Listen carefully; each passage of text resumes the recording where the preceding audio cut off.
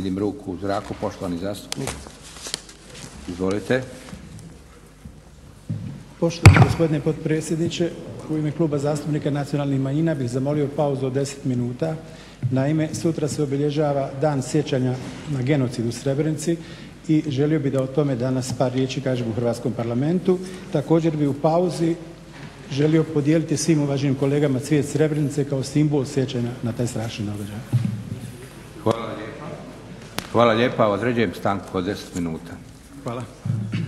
Vidimo se u 10:55. Poštovane zastupnice, poštovani zastupnici, stanka je iscrpljena, završena. Pozivam predstavnika Kluba nacionalnih manjina, poštovanog zastupnika Nedžada Hodžića da se obrati. Izvolite, poštovani zastupniče.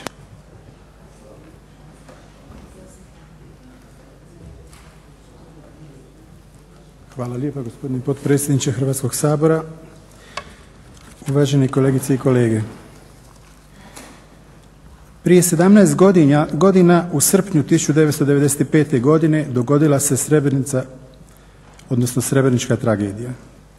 U zaštićenu zonu koju Savjet bezbjednosti UN-a proglašava još u travnju 1993. godine uz prisustvo snaga UNPROFOR-a koje su na područje Srebrenice stigle odmah po proglašenju zaštićene zone sa zadatkom da čuvaju bezbjednost stanovništva, ulazi general Mladić. General Mladić sa svojim trupama zauzima zaštićenu zonu i razdvaja muškarce od žena. Od majki i supruga, kćeri i sestara odvaja očeve, muževe, braću i sinove. General Mladić u samo nekoliko dana na najbrutalniji način likvidira više od 8000 muškaraca, od 12-godišnjih dječaka do 77-godišnjih staraca. Zatiru se cijele obitelji, ubijaju cijele šire familije, pokušava se uništiti cijeli jedan narod. Događa se Srebrenička tragedija, događa se genocid. Umjesto dostojanstvenog pokopa kojeg zaslužuje svako ljudsko biće, žrtve se radi prikrivanja zločina pokapaju na nepoznatim mjestima u masovne grobnice iz kojih se kasnije ponovno iskapaju i prebacuju u takozvane sekundarne i tercijarne grobnice kako bi se zločinu zameo svaki trag. Uvažene kolegice i kolege, danas se prisjećamo tog strašnog događaja i odajemo svoje duboko poštovanje svim stradalima i sućut njihovim obiteljima. Ali Srebrenička tragedija nije samo tragedija bošnjačkog naroda kojem su pripadale žrtve genocida. Srebrenička tragedija je tragedija i srpskog naroda kojem su pripadali počinitelji zločina predvođeni generalom Mladićem.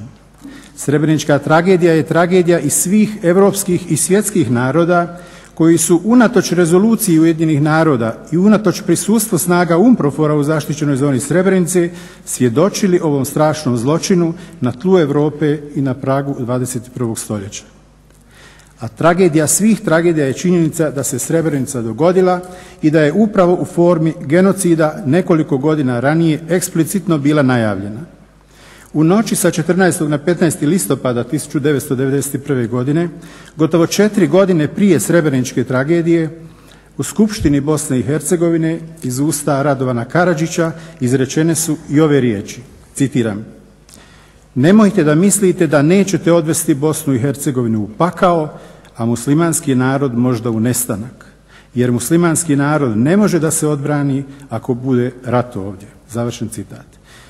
Dakle, izrečene su riječi koje su najavile da ukoliko Bosna i Hercegovina ne ostane u krnjoj Jugoslaviji, ona će otići u ratni pakao, a muslimanski, odnosno bošnjački narod u nestanak. Dakle, genocid je 4 godine prije nego što se zbio zapravo najavljen. Uvažene kolegice i kolege, dozvolite mi da danas uoči sutrašnjeg dana sjećanja 11. srpnja na žrtve genocida u Srebrenici, kao pripadnik bošnjačkog naroda nad kojim je počinjen taj stravični zločin, izrazim svoj ponos što pripadam tom narodu. Unatoč ovakvim prijetnjama izrečenim u Skupštini Bosne i Hercegovine, bošnjački narod se zajedno sa hrvatskim pa i velikim dijelom srpskog naroda i ostalim građanima Bosne i Hercegovine na referendumu kao najvišem obliku demokratskog odlučivanja održanom 29. veljače i 1. ožujka 1992. godine odlučio za samostalnost i neovisnost Republike Bosne i Hercegovine kao zemlje tri ravnopravna naroda i svih njenih građana. Na referendum je izašlo 64,31% birača sa pravom glasa, od čega je 92,7% glasovalo za neovisnost Bosne i Hercegovine. Nezadovoljni i referendumom kao najvećim dostignućem demokratskog odlučivanja, a pogotovo rezultatima tog referenduma na kojem se većina građana Bosne i Hercegovine odlučila za samostalnost utemeljenu na Ustavu Socijalističke Federativne Republike Jugoslavije iz 1974. godine, gospodari rata su odlučili Bosnu i Hercegovinu gurnuti u pakao. Moj ponos je, uvažene kolegice i kolege, to veći što je nakon 4-godišnje agresije na Bosnu i Hercegovinu i pored daleko najvećih žrtava koje je podnio bošnjački narod, ali uz dužni pijetet prema svim žrtvama, poslijeratna poruka mog naroda opet bila mir i suživot, a ne mržnja i osveta. Jer suživot različitih naroda, religija i kultura, bosansko-hercegovačka je prošlost, sadašnjost i budućnost, ali i budućnost cijelog čovječanstva. I nakon srebreničke tragedije, poruka srebreničkih majki, sestara, supruga i kćeri, jer muške glave su pobijene, i ovaj cvijet Srebrenice koji ste danas svi dobili u ovoj sabornici, koji simbolizira u stvari ljepotu života, ali i opominje da se užas Srebrenice više ne ponovi. Uvažene kolegice i kolege, saborski zastupnici, kolegice i kolege, političari, rat nije ništa drugo do politika produžena i vođena drugim sredstvima. Srebrenička tragedija nije bila rat koji je po definiciji organizirani sukob naoružanih ljudi kao produženje politike sa ovakvim ili onakvim ciljevima. U Srebrenici se dogodio genocid u kojem su naoružani ljudi planski, provodeći politiku etničkog čišćenja, ubijali nenaoružane i vezane neke druge ljude. Upravo zato, uvažene kolegice i kolege političari, želim sve nas podsjetiti da je rat, ali i genocid rezultat politike, odnosno rezultat posla kojim se bavimo. Mi, političari diljem svijeta, kada zaboravimo na dijalog i posegnemo za nekim drugim sredstvima u ostvarivanju svojih ciljeva, sijemo smrt, sijemo tugu, rušimo i uništavamo, igramo se sa životima i sudbinama ljudi, tuđeg, ali i vlastitog naroda.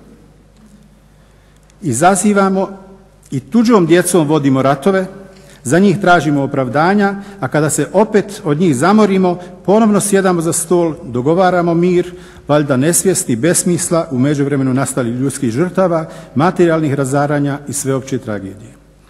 Upravo zato, uvažene kolegice i kolege, vas pozivam da danas se i u Hrvatskom saboru Upravo zato, uvažene kolegice, vas pozivam da danas kada se u Hrvatskom saboru podsjećamo žrtava stravičnog zločina koji se dogodio srpnja 1995. godine u Srebrenici, iz Hrvatske, iz našeg parlamenta, uputimo apel svim politikama i svim političarima diljem Europe i svijeta da se za ratovima više nikada i više nigdje ne poseže.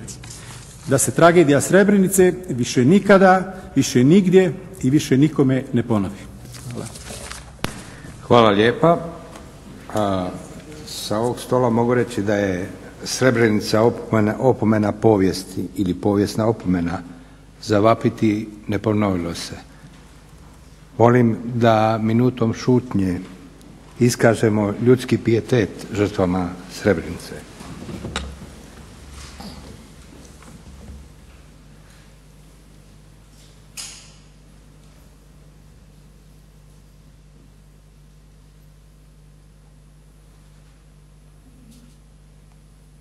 Slava im.